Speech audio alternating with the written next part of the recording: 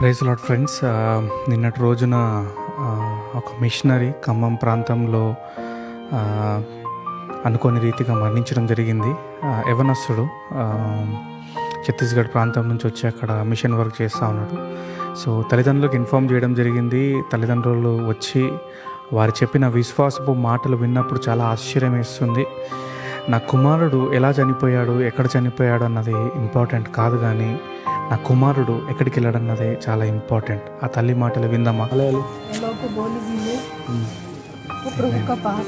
ఆయన ప్రభు దగ్గర ఉన్నాడమ్మా. ఏం మనం ఆడవలసిన అవసరం ఏం లేదు. మీరు ఆయన ఎంత ప్రేమిస్తున్నారో నాకు ఇప్పుడు అర్థమవుతా ఉంది. నిజంగా ఆయన దేవుని పని చేశాడని నేను నమ్ముతున్నాను. మనం ఒకటే నమ్మాలి, ఆయన ప్రభుతో ఉన్నాడు.